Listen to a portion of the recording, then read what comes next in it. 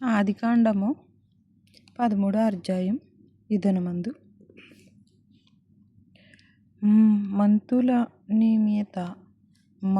మతుల నిమిత్తము ఆ స్థలమును నాశనము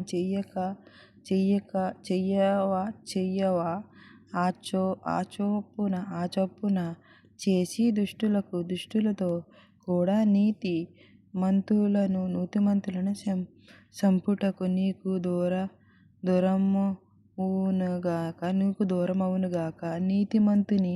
నీతిమంతుని దుష్టునితో సమానముగా ఎచ్చుట నీకు దూరమవుగాక.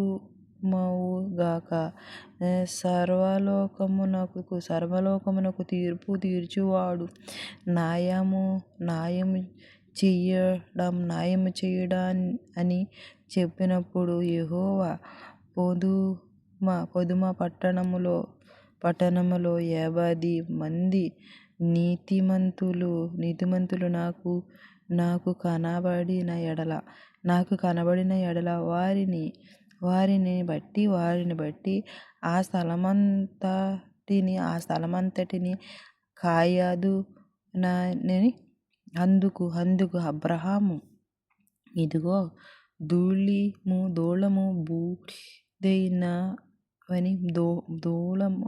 దూలము బూడిదైనని నేను ప్రభువుతో మాట్లాడి తెగించుచున్నాను. 50 మంది నీతిమంతులలో ఒకవేళ ఐదుగురు తక్కువైతే ఐదుగురు తక్కువైనందున ఆ పట్టణమంతయు నాశనము చేయుదువని మరల అడిగెను. అందుకాయన అక్కడ 40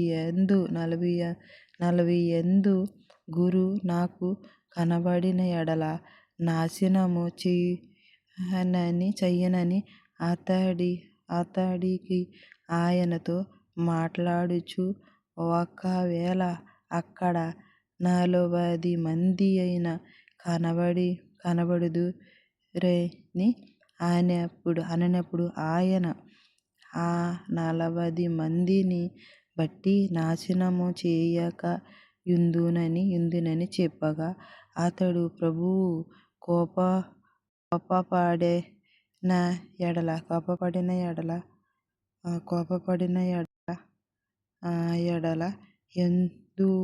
యుందునని చెప్పగా, అతడు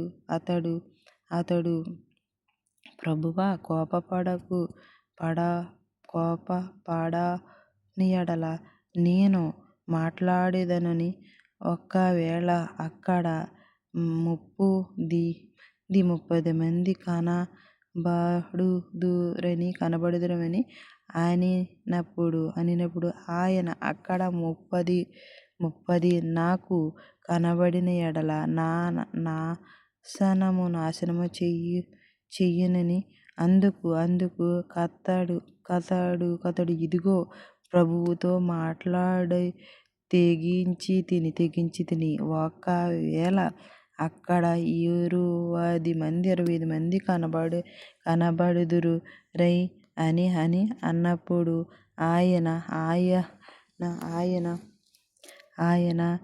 60 మందిని బట్టి నాశనము చెయ్యకుందురని అతడితో ప్రభువు కోపపడిన ఎడల వెనుకకి మరి మాట్లాడెదను.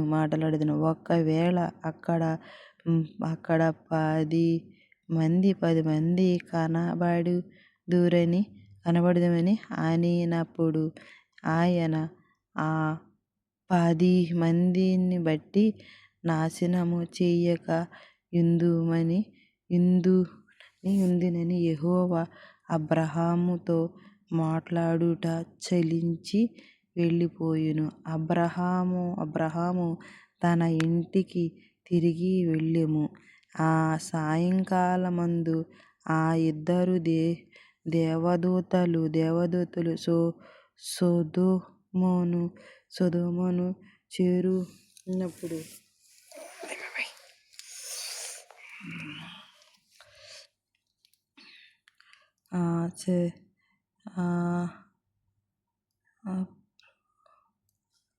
కనబడినప్పుడు చేయనప్పుడు అందుకు అతడు, ఇదిగో ప్రభువు మాటలాడి తెగించి కనుక అక్కడ 20 మంది కనబడిన అని.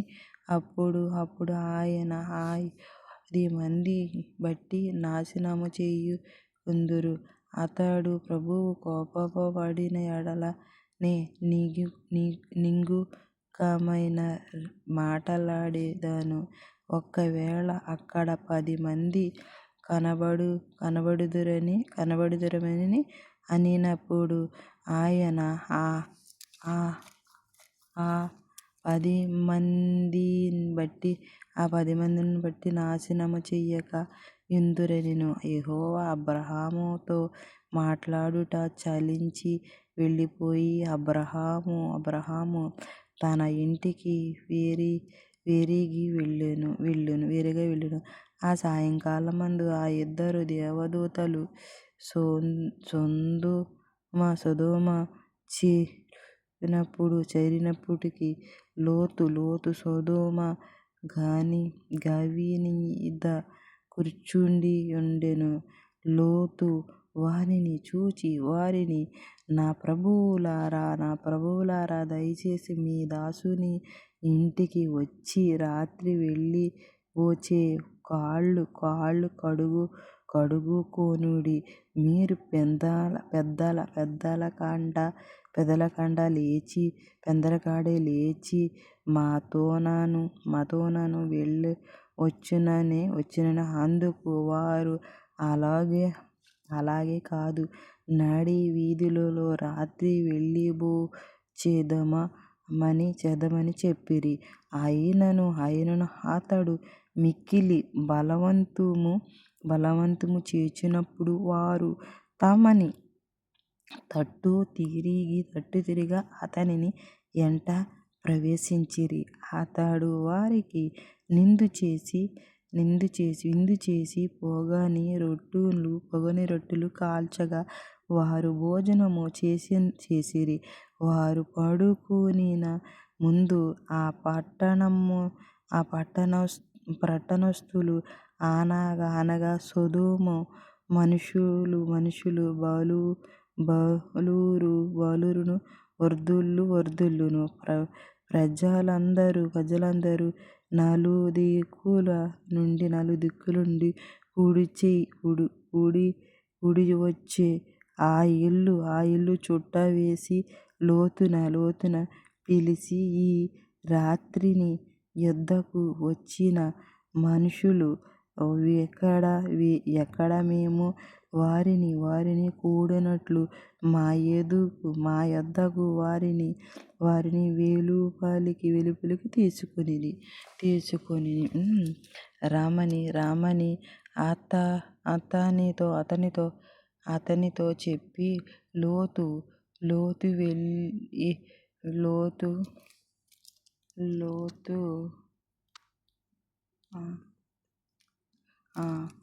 లోతు వెళ్ళి వెలుపలి ద్వారము నొందున వారి దగ్గరకు వెళ్ళి తన వెనుకకు తలుపు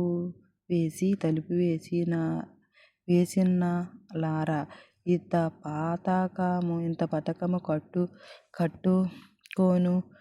కట్టుకొనుడి. ఇదిగో, పురుజ్ఞాని కూడాని ఇద్దరు కుమారులు నాకున్నారు. సెలవెత్తి వారిని మీ యొద్దకు వెలుపలికి తీసుకొని వచ్చెదను. వారిని మీ మనుష్యులు వచ్చినట్లు చేయుడి.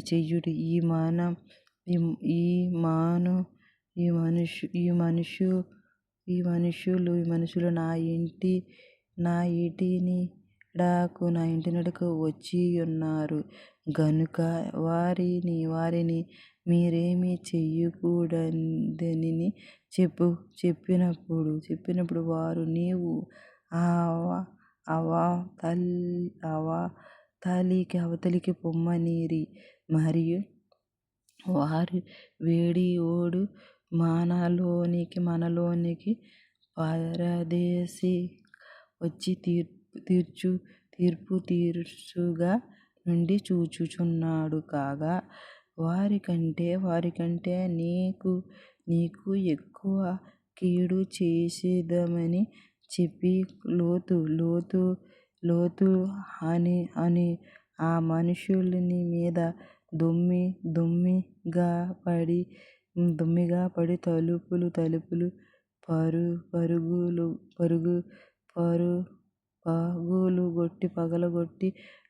పగలగొట్టుకు సమీపించిరి.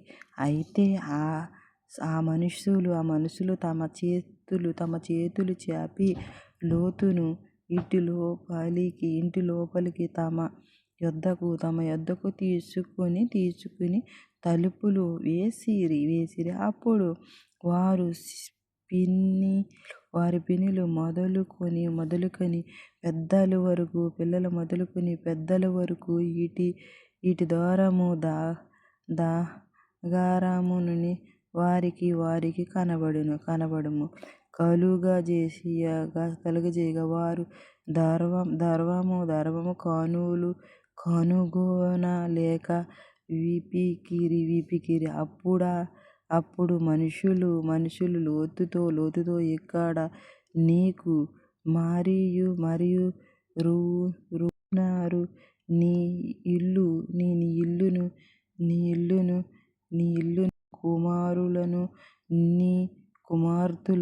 కుమార్తెలను ఈ ఊరిలో నీకు కలిగిన వారినందరినీ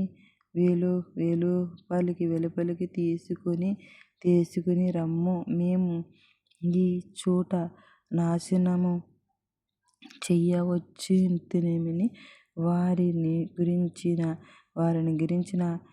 మేర యెహోవా సన్నిధిలో గొప్ప దాయెను గనుక దానిని నాశనము చేయుటకు యెహోవా మమ్మను పంపిని చెప్పగా లోతు బయటికి వెళ్ళి తన కుమారులను పెండ్లాడనని తన అల్లులతో మాటలాడిండు. ఈ చోటు విడిచిపెట్టి రండి, యెహోవా ఈ పట్టణమును నాశనము చెయ్యబోవుచున్నాడని చెప్పెను. అయితే అతడు తన అల్లుల దృష్టికి ఎగతాళి చెయ్యనని నుండెను. ఆ తెల్లవారినప్పుడు ఆ దూతలు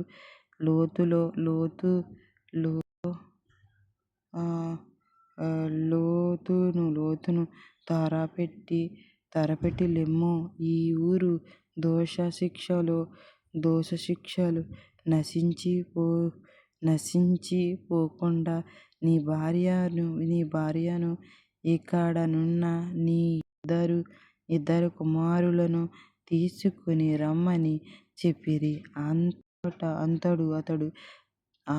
అతడు తడవు చేసెను. అప్పుడు అతని మీద యెహోవా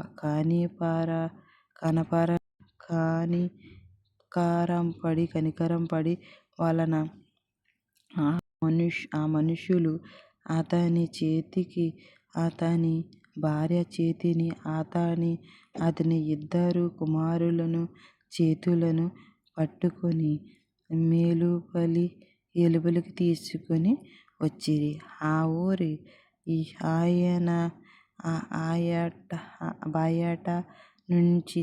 బయట నుంచి ఆ దూతను వారిని వెళ్ళి పలికి తీసుకొని వచ్చిన తరువాత ఆయన నీ ప్రాణమును తగ్గించుకుంటుము. పరిపము నీ వెనుక చూడకుము. ఈ యూదాలో ఎక్కడ నిలువక నీవు నశించి పోకుండా ఆ పర్వతమునకు పోరిపోమని చెప్పగా, లోతు, ప్రభువా, అలాగూ కాదు, ఇదిగో నీ కటాక్షము నీ దాసుని మీద వచ్చినది. నా ప్రాణము రక్షణ చూడవలెనని నీవు నా ఎడల కనుపరచిన నీ కృప గణపరచితివి. నేను ఆ పర్వతమునకు తప్పించుకొని పోలేను. ఈ కీడు నాకు సంభవించి చచ్చిపోదును. నేను ఇదిగో పోవుటకు ఈ ఊరు సమీపములో ఉన్నది. అది చిన్నది. నన్నిక్కడికి తప్పించుకొని పోనీయదని చిన్నది. ఈ చిన్న వాక్యం దేవుడు దీవించును గాక. ఆమేన్.